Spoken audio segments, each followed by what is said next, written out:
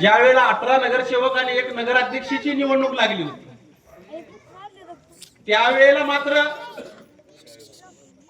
4 माजी आमदार, 1 माजी आमदार, 1 आमदार यांची सभा झाली नाही. पण रमेश बारसकरांच्या प्रभागामध्ये रमेश बारसकरचा पराभव झाला पाहिजे याच्यासाठी 4 माजी आमदार एकत्र आले. 1 माजी आमदार राजन पाटील, दुसरा माजी आमदार यशवंत माने, तिसरे माजी आमदार रमेश कदम आणि चौथे माजी आमदार सातपुते. मला विचार पडला की रमेश बारसकरांच्या विरोधामध्ये 4 माजी आमदार सभा घ्यायला ज्या ठिकाणी रमेश बारसकर तयार झाला त्या ठिकाणी सभा घ्यायला 4 माजी आमदार काय? अशी काय रमेश बारसकरची भूमिका आहे? काय पार्श्वभूमी आहे? रमेश बारसकर हा सर्वसामान्य कुटुंबात जन्माला आलेला, आई घर काम करणारे, वडील पैलवानकी करत करत टेलरचा व्यवसाय करणार. या मोहम्मदच्या टेलरांना विचारा किंवा या जिल्ह्यातल्या राज्यातल्या टेलरला विचारला पहिले टेलरची परिस्थिती काय होती. उमेश गोटे देखील या ठिकाणी टेलरची परिस्थिती अशी होती की जेव्हा गिराक याव, जेव्हा एखाद्याचा ड्रेस शिवाव तेव्हा खऱ्या अर्थानं त्याच्या घरामध्ये रेशन भरलं जातं. सर्वसामान्य कुटुंबात आलेला रमेश बारसकर कधी कधी 2-2 किलो ज्वारी आणून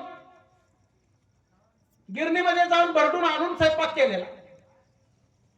2 किलो ज्वारी जर नाही मिळाली तर रेशनचा हमखास भात घरामध्ये असणार, डाळीची आमटी, त्यामध्ये डाळ कम आणि पाणी जादा असणारा रमेश बारसकरचं कुटुंब आणि त्या कुटुंबातनं तयार झालेला रमेश बारसकर सर्वांसमोर तुमच्या समोर या मोहोळ शहरामध्ये खेळला, बागडला. कुस्ती असेल, क्रिकेटची टीम असेल, बुद्धिबळ असेल, सायकल स्पर्धा असेल, या वेगवेगळ्या स्पर्धेमध्ये भाग घेऊन हा रमेश बारसकर तयार होत असताना अनेक जणांनी मला सहकार्य केले, अनेक जणांनी माझ्या पाठीवर शाबासकीची थाप मारली आणि त्याच शाबासकीच्या थापीवर खऱ्या अर्थानं रमेश बारसकर या ठिकाणी तयार होत असताना ग्रामपंचायतचा सदस्य झाला, स्वतःची पार्टी उभा केली. ज्या वेळेला मी पार्टी उभा करत होतो मोहोळ विकास आघाडी, त्यावेळेला अनेक जण मला म्हणले यार तू स्वतः तर निवडून येशील का, तुला 17 उमेदवार तर उभा करायला मिळतील का? पण त्यावेळेला पार्टी उभा केली. 17च्या 17 नगरसेवक त्या ठिकाणी उमेदवार उभा केले आणि 3 नगरसेवक आल्यानंतर उमेश दादांच्या साक्षीने अजितदादाकडे मला नेलं आणि तिथला नगराध्यक्ष झाला. आणि नगराध्यक्ष झाल्यानंतर या सोलापूर जिल्ह्यातल्या सगळ्या नगराध्यक्षांची मीटिंग बोलवली गेली होती. भोसले साहेब कलेक्टर होते, सगळ्या सोलापूर जिल्ह्यातले सीओ होते आणि 3 दिवस आमचं प्रशिक्षण चाललं आणि त्या प्रशिक्षणामध्ये रमेश बारसकरांना अशा प्रकारचे वेगवेगळे प्रश्न उपस्थित केले, वेगवेगळे मुद्दे मांडले. नगरपालिकेमध्ये सोयी सुविधा कशी असली पाहिजे, नगरपालिकेचे शौचालय कसं असलं पाहिजे, नगरपालिकेच्या शाळा कशा असल्या पाहिजे, नगरपालिकेचे रस्ते कसे असले पाहिजे, ड्रेनेज लाईन कशी असली पाहिजे, लाईटची व्यवस्था कशी असली पाहिजे. अनेक प्रश्नावर या ठिकाणी दाखले उतारा कशा पद्धतीने फास्ट दिलं पाहिजे. या सगळ्या प्रश्नावर रमेश बारसकरनं तुमच्या अतिशय चांगल्या पद्धतीने भूमिका मांडली आणि त्यावेळेला भूमिका मांडल्यावर कलेक्टर साहेबांनी माझा सत्कार केला आणि सगळ्या नगराध्यक्षाचं प्रतिनिधित्व त्या ठिकाणी मला करायला दिलं आणि सगळ्याच्या वतीने मी त्या ठिकाणी सांगता समारंभ करत असताना भाषण केलं. बार्शीची नगरपालिका अ दर्जाची आहे, पंढरपूरची ब दर्जाची आहे, अक्कलकोटची असेल, सांगोलीची असेल, इथल्या सगळ्या नगराध्यक्षापेक्षा तुमच्या रमेश बारसकरला कलेक्टर या ठिकाणी भाषण करण्याची संधी दिली. सांगण्याचं तात्पर्य एवढंच आहे की या सर्वसामान्य कुटुंबातनं रमेश बारसकर तयार झाला आणि या मोहोळ शहरामध्ये मी तुम्हाला आवर्जून सांगतो, या ठिकाणी मी व्यायाम केला असेल, कुस्ती असेल, कबड्डी असेल, खो खो असेल, लांब उडी असेल, उंच उडी असेल, क्रिकेट असेल, या सगळ्याच्या माध्यमातून सर्वांपुढे ज्या पद्धतीने दिलीप गायकवाड बोलले, रमेश बारसकरला ओळखणारा प्रत्येक घरामध्ये माणूस आहे हे दिलीप गायकवाड यांनी सांगितलं. हे वस्तुस्थिती आहे. कशामुळे हे सगळं करत असताना काही पत्ते पाळले, कधीही कुठल्या प्रकारची नशा केली नाही, कधीही कुठल्या प्रकारचा वाईट नाद केला नाही. जर कुठल्या प्रकारची नशा केली असती, कुठल्या प्रकारचा वाईट नाद केला असता, तर या राजन पाटलाच्या विरोधामध्ये रमेश बारसकर कधीच या ठिकाणी लढू शकला नसता. जीवनामध्ये काय पत्ते पाळायचे असते ते पत्ते पाळण्याचं काम केलं आणि पत्ते पाळून या ठिकाणी लढाई लढण्याचं काम केलं. हे कशाच्या जीवावर केलं, तर या मवळ शहरातल्या जनतेच्या जीवावर खऱ्या अर्थानं केलं. म्हणून आज राजन पाटील यांना या चौकामध्ये गावत्या मावळतेच्या यावं लागलं. काय भाषण केलं तरी तिथं की कुठलाच मायकाला सो खर्चात करत नसतो. मला या ठिकाणी राजनजी पाटलाला या ठिकाणी सांगायचं आहे, हा रमेश बारसकर मायचा लालाय.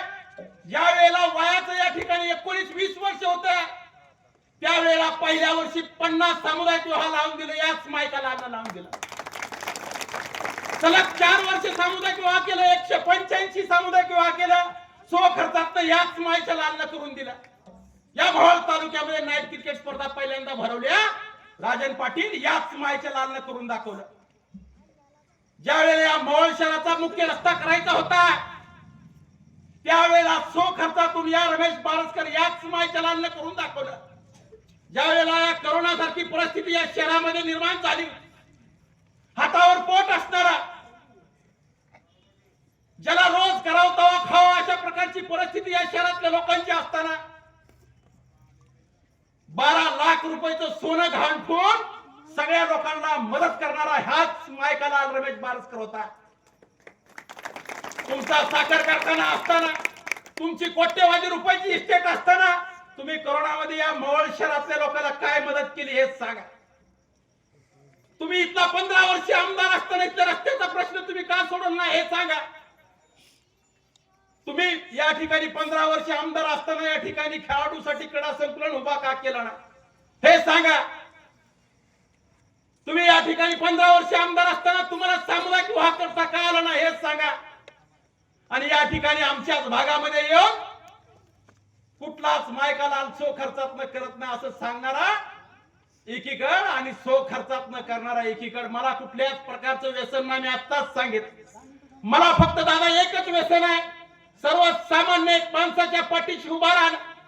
सर्वसामान्य माणूस अडचणीत आला तर त्याचं मला भगवत नाही. या ठिकाणी माझं काय असेल, माझ्यापाशी काय असेल नसेल, मी त्याला मदत करण्याची भूमिका बजावतो. त्यामुळेच खऱ्या अर्थाने इथल्या शहरातल्या इथल्या भागातली लोक माझ्या पाठीशी उभा राहिलेले आहेत. मला आवर्जून या ठिकाणी सांगायचं.